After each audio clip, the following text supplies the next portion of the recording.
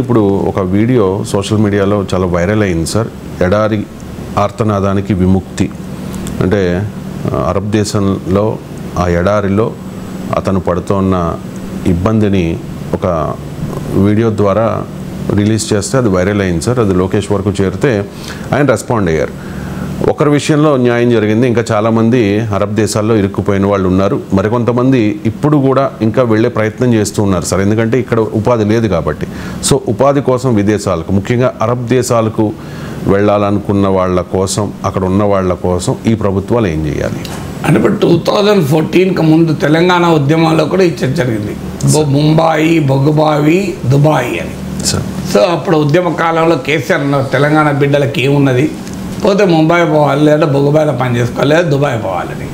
మీరు తెలంగాణలో కాదు, ఆంధ్రప్రదేశ్లో కూడా పశ్చిమ గోదావరి ఇలా కొన్ని జిల్లాల నుంచి గల్ఫ్కి వెళ్తారు. సో నేను అడిగే సింపుల్ క్వశ్చన్ ఏంటంటే, ఇలాంటి వీడియోలు చూడాల్సిన పరిస్థితి ఎందుకు?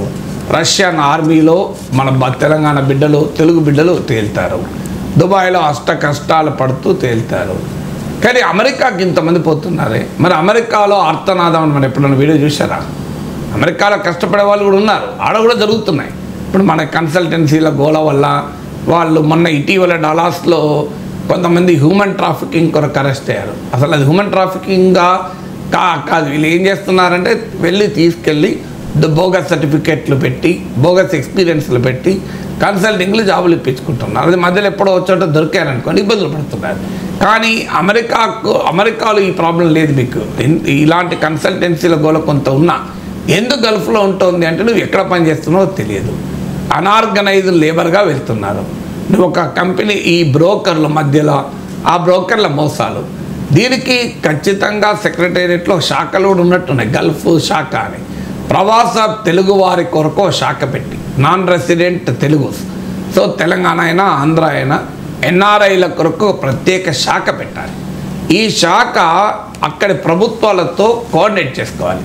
ఇప్పుడు ఉదాహరణకు మన వాళ్ళు ఎక్కడికి వెళ్తున్నారు? సౌదీ అరేబియా వెళ్తున్నారు, యునైటెడ్ అరబ్ ఎమిరేట్స్ వెళ్తున్నారు, కువైట్ వెళ్తున్నారు. ఈ దేశాలన్నీ భారతదేశానికి మిత్ర దేశాలు. ఇవేమీ మనకు పాకిస్తాన్కి వెళ్తలేరు కదా. పాకిస్తాన్కి వెళ్తే మనం రిస్క్. ఆఫ్ఘనిస్తాన్ వెళ్తలేరు కదా తాలిబాన్ దగ్గర పనిచేస్తానికి. వీళ్ళు వెళ్తున్న దేశాలకు ఇండియాతో మంచి రిలేషన్స్ ఉంది, డిప్లొమాటిక్ రిలేషన్స్ ఉంది. మన ప్రధానమంత్రికి వ్యక్తిగతంగా కూడా మంచి సంబంధాలు ఉన్నటువంటి దేశాలు. సో ఈ దేశాల్లో ప్రాబ్లం ఎందుకు ఉండాలి? ఇప్పుడు యునైటెడ్ అరబ్ ఎమిరేట్స్ అయితే అక్కడ ఇస్లామిక్ ప్రభుత్వం హిందూ దేవాలయానికి ల్యాండ్ ఇచ్చింది. అంత మంచి రిలేషన్స్ ఉన్నాయి మనకు వాళ్ళకు. సో కేరళలో వరదలు వస్తే కోట్ల రూపాయల విరాళం యుఏఈ రాజు ప్రకటించాడు. ఇది మేము విరాళంగా ఇవ్వడం లేదు, మేము మలయాళీలు మా దేశ ఆర్థిక వ్యవస్థ నిర్మాణంలో చేసిన త్యాగానికి ఒక రిటర్న్గా మేము ఇస్తున్నామన్నాడు. మేమేదో మీకు దానం ఇవ్వడం లేదు, మా దేశ ఆర్థిక వ్యవస్థ నిర్మించిన మలయాళీలు. అలాంటి మలయాళీలు కష్టకాలంలో ఉన్నప్పుడు సహకరించిన మా బాధ్యత అన్నాడు యుఏఈ రాజు. అన్ఫార్చునేట్లీ కేంద్ర ప్రభుత్వం మోకాలడ్డి మేము తీసుకొని ఇవ్వలేదు ఆ సాయాన్ని. కానీ బట్ ఆ యుఏఈ రాజు చెప్పిన మాట చాలా కీలకం. అందువల్ల ఈ దేశాలలో లక్షల సంఖ్యలో పనిచేస్తున్నారు. దీన్ని స్ట్రీమ్లైన్ చేయగలిగితే, ఎందుకంటే అక్కడున్న ప్రభుత్వాలతో కోఆర్డినేట్ చేయడం, అక్కడున్న ఎంబసీస్తో, కాన్సులేట్ జనరల్స్తో కోఆర్డినేట్ చేయడం, every person going from here అక్కడ రికార్డ్ అయ్యి ఏ కంపెనీలో పనిచేస్తున్నారు, లేదు ఎవరన్నా ఇంట్లో పనిచేస్తే ఎక్కడ పనిచేస్తున్నారు, పనిచేసే వారికి సరైనటువంటి ఉందా, లేకపోతే ఎక్స్ప్లాయిటేషన్ ఉంటుంది. మొన్న మనం చూసాం హిందూజాస్. అది హిందూజాస్ అంటే 4 లక్షల కోట్ల ఆస్తున్న వాళ్ళు, మామూలు కాదు. మన అశోక్ లీలాండ్ లారీలు ఇవన్నీ వాళ్ళు 10,000 రూపాయలు పని చేయించుకుంటారు అన్యాయంగా. చూడండి, స్విట్జర్లాండ్లో కేసు అయి 5 ఏళ్ళ జైలు శిక్ష పడ్డది వాళ్ళ కుటుంబ సభ్యులందరికీ. సో ఒక 10,000 రూపాయలు ఇచ్చి పని చేయించుకుంటున్నారు.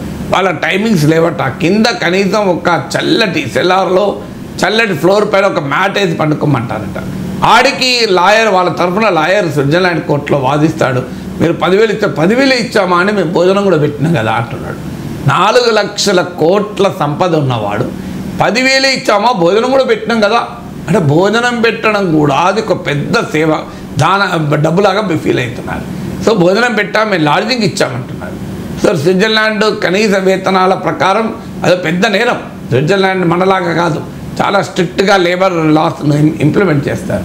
సో అందువల్ల ఈ ఎప్పుడైతే అన్ఆర్గనైజ్డ్గా అన్అకౌంటెడ్గా ఇన్స్టిట్యూషనల్గా కాకుండా వెళ్తారో వాళ్ళు ఎక్స్ప్లాయిటేషన్ గురయ్యేటువంటి అవకాశం పెరుగుతుంది. సో ఇప్పుడు జరుగుతున్నది అదే. వీళ్ళు ఎక్కడ పోయి పనిచేస్తున్నారో తెలియదు. మధ్యలో బ్రోకర్లు. నాకు గుర్తు ఇప్పుడే కాదు, 20 ఏళ్ళ క్రితం కూడా మా మామయ్య అతను దుబాయ్ పట్టుకెళ్తారని వెళ్తే ఆయన సిమెంట్ కంపెనీలో పనిచేసేవాడు. వాళ్ళు హైదరాబాద్ ఎక్కి ముంబైలో దించి ఇంకో వెళ్ళిపో అన్నారు. తర్వాత అక్కడ కన్సల్టెంట్ కూడా దొరకలే.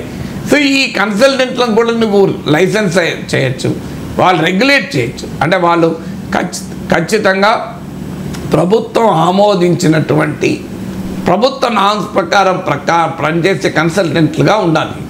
అలాంటప్పుడు ఈ ఎక్స్ప్లాయిటేషన్ ఉండదు. ఇదేం పెద్ద కష్టం కూడా కాదు. ఒక ప్రభుత్వ విభాగాన్ని దీనికి డెడికేట్ చేస్తే ఇక్కడ నుంచి వెళ్తున్న ప్రతి ఒక్కరు పట్టుకెళ్ళరు కదా. మాయమయ్యేది సరిహద్దులకు వెళ్ళి నడుచుకుంటా పోరు కదా, తీవ్రవాదుల్లాగా లేకుంటే చొరబాటుదారులాగా పోరు కదా, అక్రమ చొరబాటుదారులాగా. వీళ్ళు బాజాప్తా విమానంలో వెళ్తారు, పాస్పోర్ట్ ఉంటుంది, వీసా ఉంటుంది. మరి వెళ్తున్న వాళ్ళని ఎందుకు రికార్డ్ చేయలేము మనం? సో చేసి వాళ్ళు ఎక్కడ పనిచేస్తున్నారు, సో అక్కడ లోకల్ ఎంబసీతో లోకల్ కాన్సులేట్ జనరల్తో సంబంధం ఉండదు. ఇప్పుడు స్విట్జర్లాండ్లో హిందూదాస్ ఎట్లా దొరికారో ఆడ లోకల్ ఎన్జిఓస్ చాలా యాక్టివ్ అంట.